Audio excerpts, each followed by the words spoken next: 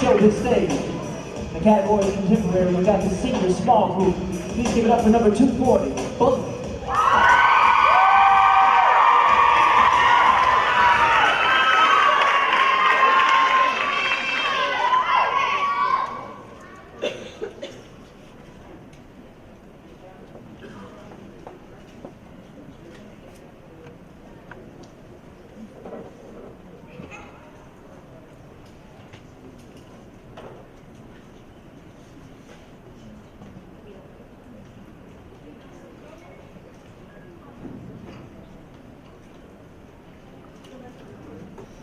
I'm not the only kid who grew up this way.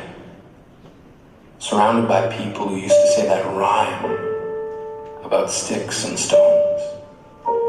As if broken bones hurt more than the names we got called, and we got called them all. So we grew up believing no one would ever fall in love with us. That we'd be lonely forever.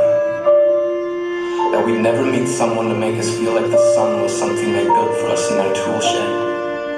So broken heartstrings bled the blues as we tried to empty ourselves so we would feel nothing. Don't tell me that hurts less than a broken bone. That an ingrown life is something surgeons can cut away. That there's no way for it to metastasize, it does. She was 8 years old. Our first day of grade 3 when she got called ugly. We both got moved to the back of the class so we would stop getting bombarded by spitballs. The school halls were a battleground where we found ourselves outnumbered day after wretched day. We used to stay inside for recess because outside was worse. Outside we'd have to rehearse running away or learn to stay still like statues, giving no clues if we were there in grade 5. They kept a sign at the front of her desk that read, "Beware of the dog." To this day, despite a loving husband, she doesn't think she's beautiful. Because of a birthmark that takes up a little less than half her face. Kids used to say she looks like a wrong answer that someone tried to erase but couldn't quite get the job done. And they'll never understand that she's raising 2 kids whose definition of beauty begins with the word mom. Because they see her heart before they see her skin. Because she's only ever always been amazing. We weren't the only kids who grew up this way. To this day, kids are still being called names. Every school was a big top circus tent, and the pecking order went from acrobats to lion tamers, from clowns to carnies. All of these miles ahead of who we were freaks. But I want to tell them that all of this is just debris. Left over when we finally decide to smash all the things we thought we used to be. And if you can't see anything beautiful about yourself, get a better mirror. Look a little closer.